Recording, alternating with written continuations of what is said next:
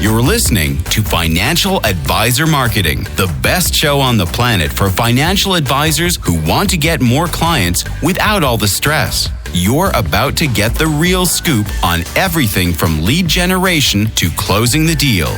James is the founder of theadvisorcoach.com, where you can find an entire suite of products designed to help financial advisors grow their businesses more rapidly than ever before.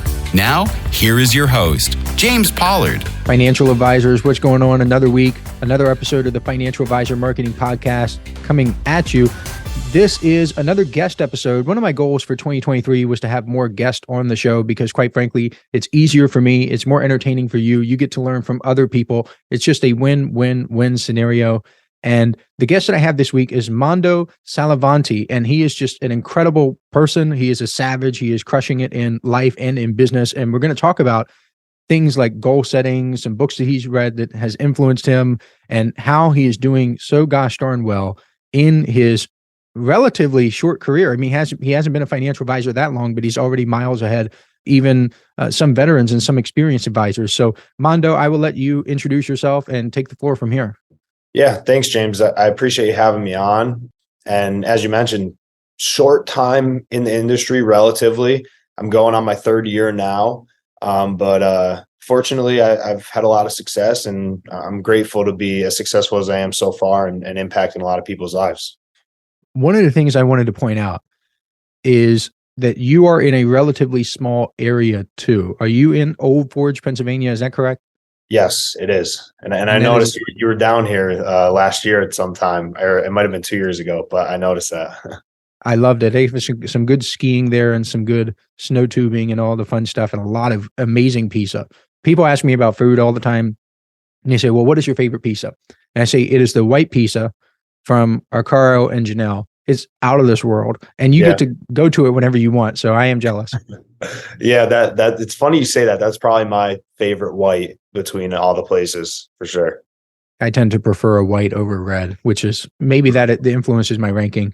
So what gets you to be so driven, so ambitious in such an industry like financial services? Yeah, I think the best way to answer this is to tell you sort of how I ended up here, because that definitely drives it more than anything. Growing up, I never thought I was going to do this. I always thought I was going to be a doctor. And the reason for that is my dad's a doctor. He's a family doctor. I looked up to him. He's my first hero. And I saw the way people treated him when we would be out, and they would thank him, and he was respected. And I just saw that. And over time, as a kid, I hated it because it was annoying. I wanted to go home from the store or from the restaurant or whatever. But then over time, I realized like why they did that to him. And go through high school, great student. Went to college pre-med. I was playing football. Football was great at first, and then school wasn't so great. My dad was paying for school. I was failing classes. He told me he wasn't going to pay for it anymore if I didn't. So now I'm lost, right? I'm a college kid. And I decided that I needed an environment change from the school I was at. So I transferred schools, still pre-med, still in the classes. And now I'm doing great. Dean's List, all that, whatever. I realized, though, I still wasn't all there mentally. And it was because it wasn't my passion to be a doctor. And I went to my dad. He's very supportive. And the first thing he did, he said, that's fine. But what you're going to do is call people. You're going to learn about other careers. And I basically got set up on a call with his financial planner. Second call I made. And since that night, I knew that this was what I wanted to do. And I just want to share one quick story within the story that he shared with me. So Timmy Lavelle, that was my parents' financial planner, who actually is my mentor, brought me in the industry. He told me about a client of his named Eli. So Eli and Marianne, they were a couple of clients of his. And Eli was a referral, took care of Eli, got referrals from there, blah, blah, blah. You know, the whole story of building your business. Years later, he gets a call. It's Eli. It's Marianne that picks up, though. So Eli had passed away. Timmy went over helping life insurance, investments, making sure she has income, all that stuff. And James, you know the scene when someone passes away and everyone's in the house, and you know the scene, like everyone's there, they're mourning together, they're grieving together. Timmy goes over, Marianne pulls him in another room. She tells him, Timmy, there's 3 things everyone thinks about before they go to bed at night. Number 1, did I hurt somebody? If you hurt someone, you can talk to a friend about it and make amends there. You can pray about it, whatever makes you feel better. Number 2, it's the health of themselves and the health of their loved ones. So everyone has a doctor. Everyone has someone they go to when they're sick or whatever. And if that's the case, you call your doctor when you get up in the morning. That person is my dad. He's the second person you think about before you go to sleep. The third person and the third thing, am I going to have enough money to pay that bill tomorrow? Am I making the right financial decisions for myself and my family that we're going to be set up to reach our goals? That third person's Timmy. That third person's now me. And that story showed me I could do just as much to help people as my dad can, just in a different way. And ever since then, that was what sold me on this career. And I came out of college, came into it, and I'm motivated to do as much for people as my dad does, if not more. Well, I think you have a unique combination of traits that equips you to be far more successful than the average person. For example, you have a strong environment. You have strong role models. You have people to teach you. You have a connection with your clients that I think is very rare, actually, in today's environment. I wish I could say it's not rare, where everybody has a strong connection, but the truth is they don't. I'm not just going to sit here and lie to people and say, hey, it's super common, because it's not. The other thing that I've noticed in your talking with me is your athletic background. And I often have conversations with people where they ask me, well, how would you design the perfect marketing plan? How would you design the perfect business, the perfect system? How would you design the perfect financial advisor? And when I'm designing the perfect financial advisor, I typically include an athletic background, because there's a lot of regimen, there's a lot of structure. It takes time to build the skills.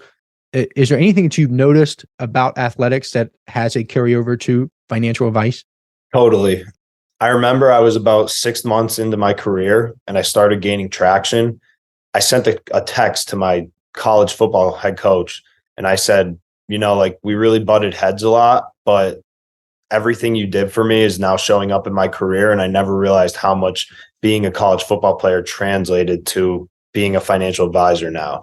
And the reason for that is, in college, for football specifically, and I mean, a lot of sports are similar to this, whether it's football, basketball, swimming, wrestling, whatever it may be, we would have, you wake up in the off season, you have lifts, then you have to go to breakfast, then you go to class all day, you might have a meeting at night, you might have a spring practice. In the season, you have to balance practice in the morning, maybe a lift in the afternoon, all your classes, you're studying, film study. So I learned in college, not even realizing I was doing it then, but I needed the time block and I needed to structure these things. So I would say, okay, 7:30 at night, I'm watching film until 8:30. And then at 8:30, I'm studying for whatever class. So that structure really set me up, because honestly, I feel like that was the hardest thing I've ever done. So when you talk about today, like whether I have to do some things for marketing or I have X amount of client meetings, like it's cake to me. And also with college athletics, a big thing that taught me a lot of people skills was recruiting. Like there is so much sales skills in recruiting, because in college, I was a captain for 3 years. So pretty much those 3 years, they came to me and said, all right, we have these recruits from here. You're going to go sit down, have lunch with them and their parents. So I was doing this for 3 years and like trying to sell them on the school. And it made me learn like how to have these interactions. So now when I'm sitting down trying to sell clients on my service and to hire me and pay me, it's second nature to me. I really just view it as I'm having a conversation like I am with you, James, trying to make a friend, Yeah. And in many ways, like people don't want to hear this, but like financial products tend to sell themselves. Like you're talking about insurance and investments and annuities, like guaranteed income, things that people want, protection that people need. I mean, it may come in different forms, but you need to combine it with a strong personality. And back to like designing the perfect financial advisor, I don't have any studies or anything to back this up. This is purely anecdotal, but just from working with advisors, the best career changers tend to be teachers and ex-military, both very regimented and very systems oriented. And then of course the college athletes, high school athletes, those are the ones like when they're beginning their careers, they tend to do very well. And another reason for that, and this segues perfectly into what I want to ask you, is goal setting. You set goals to become better at your sport. You set goals to help your students. You set goals to be better in the military and whatever department you're in. You have a relentless focus on goal setting. And this is an area in which I think advisors have a lot to learn. What is your goal setting process?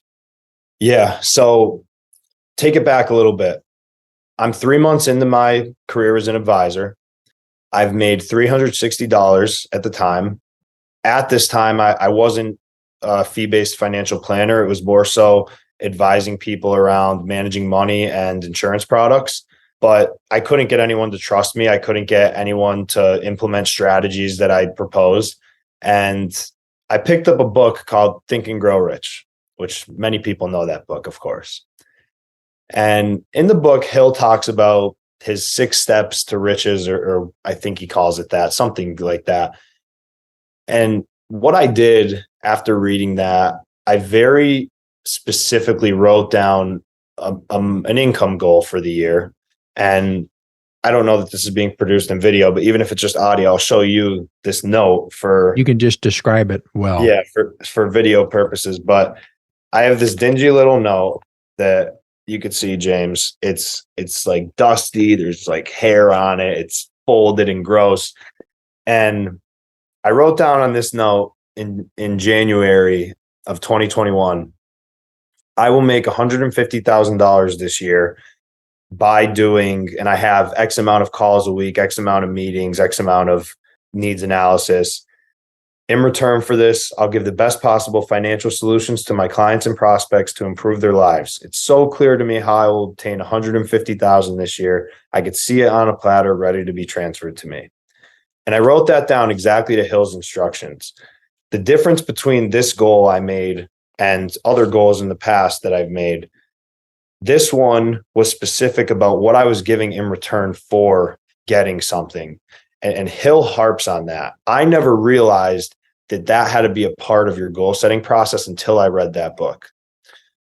I don't need to say how much money I make, and that's not the point. The point is I more than surpassed my goal and have done things I never expected to do. And it seemed like at that turning point, a switch flipped for me. So with goal setting, I think the most important part of it for me, and now I'm implementing this with me and my fiance. I'm really big on vision and us looking at what we want in life and really defining that. It's like, okay, well, this is what we're going to do, but what are we going to give? Because you have to give to get, you know?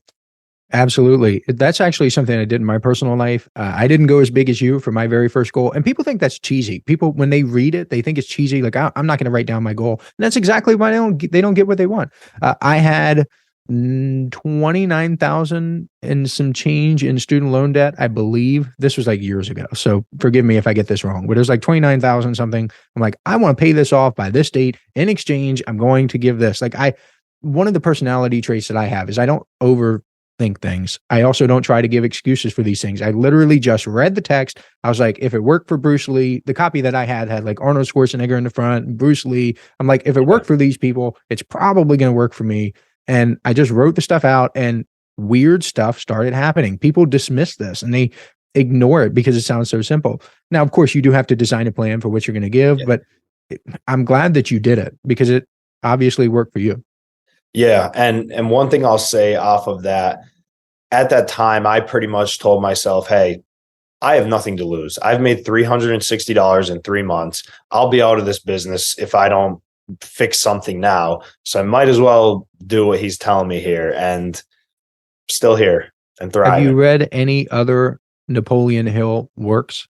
Yeah, I actually just read The Master Key to Riches. That was about 2 months ago. I read it. I want to get into the other ones. That's a good one. Outwitting the Devil is a great one. It's a great one to listen in audio form through like Audible or something, because it's very entertaining to hear the devil voice and then the person voice and then the devil voice again. So there's some good stuff there. Napoleon Hill actually reveals the secret. I don't want to talk about that in this episode, but in Think and Grow Rich, he's like the secret. He never reveals it in Think and Grow Rich explicitly, but in The Master Key to Riches and in Growing Rich with Peace of Mind at the very end, Growing Rich with Peace of Mind is his last book. For those of you who don't know, he explicitly reveals the secret. And It is totally, totally transformative. It's personally my favorite book of all time. So I'm very thankful that you read it, and I hope it changes people's lives as a result of the show. Yeah. And one more thing I want to mention on the topic. I'm a part of a group called Arete Syndicate. It's a business coaching group. Ed Milet and Andy Frisella run it. I don't know if you know either of them. Oh, I love Andy Frisella. Oh yeah, he's the man. He's the man. He's intense. One of the topics they covered one month, they talk about how our mind moved towards what it's most familiar with. And the more you think of your goal, the more you consciously are like focusing on it, the more likely you are to become whatever that is. Or even if you do it for so long, it's just quite frankly unreasonable to not have what you're thinking of, you know? Yeah, you just look for evidence that what have you done so far? What have you accomplished? It's not as if I'm asking, or you were ask yourself to go to the Arctic and swim in frigid waters if you've never even taken any swimming lessons before. It's more or less, you've made $50,000 before, for example. Can you make 75? Well, sure, you can do 50% more of the 50. You have made 300 calls in a week. Can you make 400? Sure, because you're already engaged in the activity. You're looking for evidence that you can get to your desired state. Right. 100%. Hey, financial advisors. If you'd like even more help building your business, I invite you to subscribe to James's monthly paper and ink newsletter, The James Pollard Inner Circle. When you join today, you'll get more than $1,000 worth of bonuses, including exclusive interviews that aren't available anywhere else. Head on over to theadvisorcoach.com/coaching to learn more. So outside of Napoleon Hill's works, and I really recommend financial advisors to check that stuff out, and feel free to message me on LinkedIn. I rarely check my messages, but if I see it, then I will respond if you have something about Think and Grow Rich or Napoleon Hill. I know you've read a lot of other self-help books, and a recurring theme throughout many of them is that you do become what you think about. You kind of paraphrase that with what you're familiar with. But here's the thing. A lot of times negative influences can come up from family members, from friends, from the media, especially the media these days. How do you protect yourself from those things like negative thinking and negative self-talk?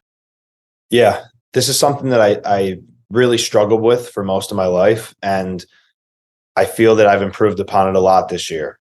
So I've been working with a business/life coach for the last 3 months. Her name is Alia. She's been amazing, like transformative to my life, like really, really helped me. And one of the things we figured out, which I knew this, but we really dove deep on it, I am a very much recognition driven person. That is what motivates me more than anything, to get the pat on the back, people congratulating you. I'm on James's podcast right now. Like, that is what makes me feel good inside. On the other side of that, the negative side of things and how people think of me, if it is negative or negative towards me, that would really bother me. And what we came to a conclusion to deal with that, as I'm succeeding, or anyone out there, as you're succeeding, there's going to be people that you naturally outgrow. And a lot of times I've found that negativity comes from people that are, or historically have been close to me in my life as I'm succeeding and as I'm trying to do bigger things. And the reason is, as you do things like that, people don't want you to, because they're not comfortable getting out of their comfort zone to do things like that. So they're trying to pull you back to comfort where they are. And when I realized that shift of like, it's just the order of things, I'm going to outgrow people. The negativity will come with success because people don't like that because it makes them uncomfortable. It really helped me mentally. So just coming to terms with the fact, to sum it up, coming to terms with the fact of you're going to outgrow people, you're going to get negativity. It's just part of the process. And if anything, it's a sign that you're doing the right thing. It's absolutely a sign that you're doing the right thing. And one of the concepts, ideas, I don't know the right word to describe it, things that shocks people, is that the ones who are closest to you are typically the ones who try to pull you back. They're the crabs in the bucket, per se. And the reason for that is, the more you have in common with them, the brighter the light is that you're shining on them, that they could have done whatever it is that you're doing. If you come from the same town, if you're the same age, if you have similar socioeconomic backgrounds, you're basically telling them hey, I did this thing. You could have done it. If you're drastically different from someone, meaning they're 40 years older, they come from a wealthy background and you don't, or they come from a poor background and you don't, then there's always something for them to fall back on to say, oh, well, he has this. But for family members or for friends and people who went to school with you or college, like that is very unnerving for them. And it is a natural response. It sucks, but it happens. Yeah, it was tough for me. And honestly, I think I built the muscle, so to speak, to deal with it, because being the doctor's kid, my whole life, I was told everything was given to me. So I always had that like in the back of my mind, I'm going to be so successful that no one can deny I did this myself. And not really myself, because even today, I'm not doing this myself. I have so many great people around me and so many great resources, but undeniable to the fact of it wasn't given to him, you know? Well, you can have resources and still not be resourceful. You have resources and resourcefulness. And a lot of people miss that. A lot of people have resources. Resources are abundant. They're everywhere. There are books, there's videos, or YouTube. Like, do you have an internet connection? Right. Do you have a phone? Then you can make $1 million. Like, you really can. And it's crazy. Yeah. People don't accept it. It's true. But they don't have resourcefulness. And I think that that's something that you have. And continuing with the goal setting example, I don't want to stray too far from that topic. Right. Why do you think people fail to set goals in the first place? Yeah, I think number one, it sort of relates to what we're talking about. I think they're scared. So they set a goal and they realize that it requires certain actions. One of the things that really motivates me, and it's a thought process that I keep in the back of my mind every morning when I wake up, you hear that alarm, you're tired, you don't want to get out of bed. And I ask myself a question: what life did I sign up for? If I signed up for the life that is the vision that I talk about with my fiance, Mattia, and what we want to do, that requires a lot of action and a lot of things. If I'm going to lay down in bed and stay there and let my alarm go and not do the things I have to do that day, I'm signing up for a different life by default. A lot of people will set their goals and they know what actions they're signing up for, but they'll let themselves sign up for another life by default. And I think if you think about it in that way, it's very difficult to not set goals, to not do the actions that you're supposed to. But if you just think of it as like, oh, that's a goal, like I think people don't really think it through. They just set the goal and they don't go much deeper than that. You got to go a level or two deeper to really have something tied to it. People don't think about the behavior necessary to accomplish the goal. They don't think about the systems. They don't think about what they have to give up. Going back to that's how it works in the Think and Grow Rich goal setting thing. What do you have to give up?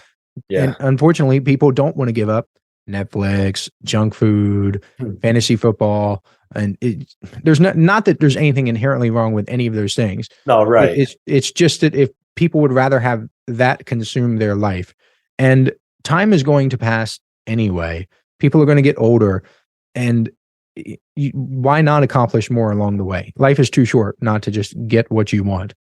100%. And honestly, James, like my thing is, I've very much come to terms with the fact you live once, we all die. It's going to be there eventually. I have this severe anxiety that I don't want to live the same life as everybody on this planet. And I think a lot of people live the same life, not literally, but sort of.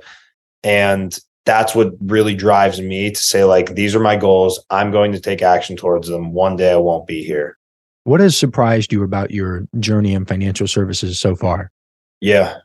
How difficult it is. Yeah, totally.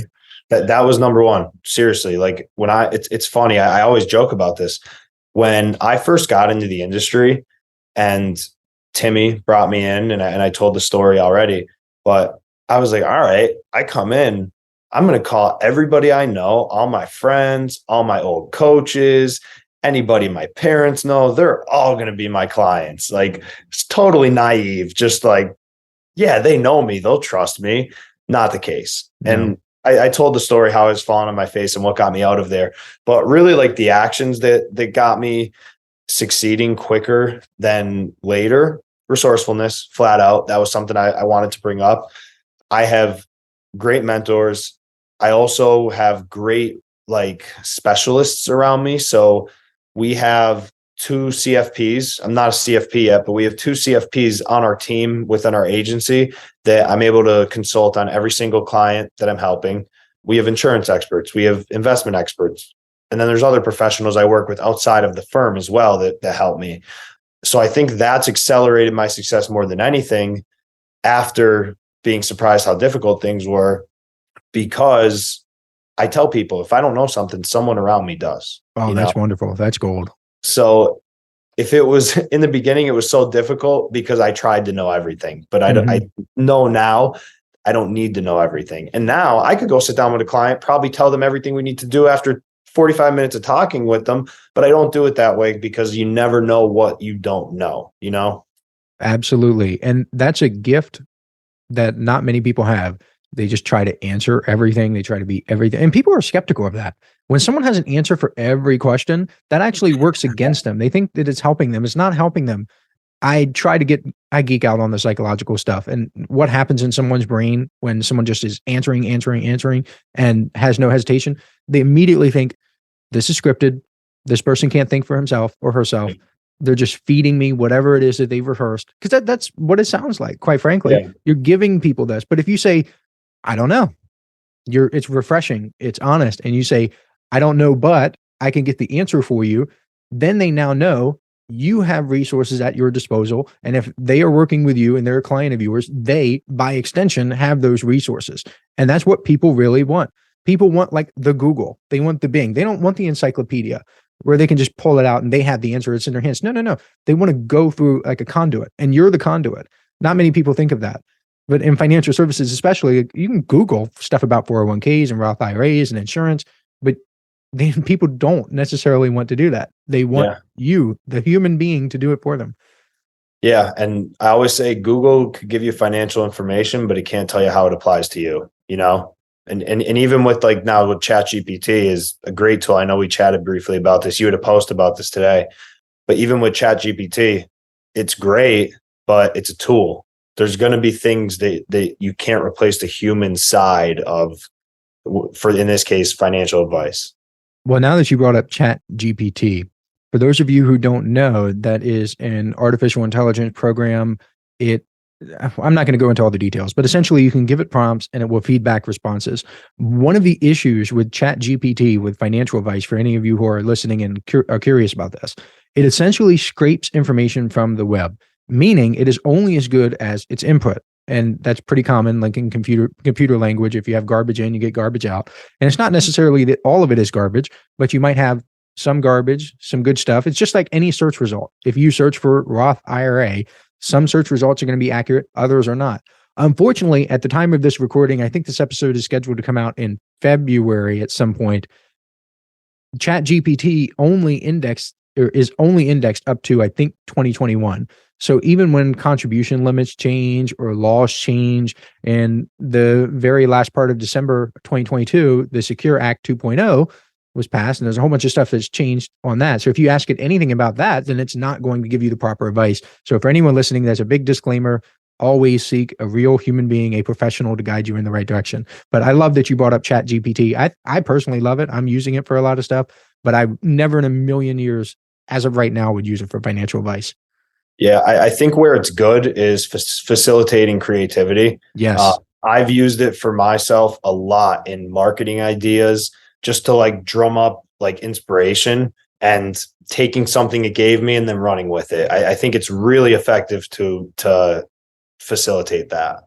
And I had to learn the hard way with its limitations, because I started putting commands in like fun things to do in this town, because I travel a lot. I just want ideas. I don't want to go to Google for everything. I want to have fun with artificial intelligence and learn at the same time. So for example, I didn't actually do this, but if I put like fun things to do in Old Forge, PA, it might tell me something that doesn't exist anymore because it's only been indexed up to a certain year. And it won't tell me stuff that comes around that's brand new. So if there's something completely new that's opened up and all the cool kids are going there, it won't be in ChatGPT yet. So it is wonderful. It is an idea facilitator. As you said, it's good for sparking creativity, but it does have a lot of limitations. I know people are hyping it up and they're like, it's the best thing since sliced bread. And in some ways it is, but in other ways, not so much. Yeah, totally. Now, you've talked a lot about how difficult things have been and how it was a lot harder to get started than you anticipated. Has there been any part of your journey that has been a lot easier than you thought? It's a good question. I would say it never gets easier. I relate it to lifting weights. I love lifting weights. It's an essential part of my life, but I relate it to lifting weights. Like at my strongest, when I was in college, I was squatting mid 500 pounds and everyone was like, "Oh man, like you make the weight look light." And I'm like, doesn't feel any lighter. I'm just stronger. And it's the perfect analogy for this because nothing gets easier with client acquisition, client retention, the systems and processes and maintaining those. I don't think anything gets easier. You just become more ready to deal with it. So that's like how I would sort of explain what the transition has been. Cool. That's awesome. It never gets easier, but you get better. Yeah. So I want to wrap this up. This has been amazing. And I think a lot of people can learn from this, your goal setting, even though it's super simple. I know that there's going to be a large percentage of people who ignore what you're saying and what I'm saying, but I really don't do that. I'm warning you, don't do it. If people want to get in touch with you, how can they do so? Yeah, you can reach out to me on LinkedIn. My name on there is just Mando Sallavanti III. You could get me on Facebook. I think I actually have it as Armando Sallavanti III on Facebook. Those would be the two best places. Oh, I got you beat on that one. Did you know I'm the fourth? Are you really? Yeah. Wow. I would be the fourth. My great grandfather had a different middle name, but named his son, and then the three of us now have the same middle name. Just a funny thing, you know? So you would have been the fourth, but somebody screwed up along the way. Yeah, right. I've heard that before, but yeah, it's cool. The threes are rare, fours are rare, juniors are everywhere. Like nobody cares about the second or a junior, but three, that's where you're really getting somewhere with a third. Yeah. So thank you for doing this. I appreciate you. And financial advisors, I'm going to catch you next week.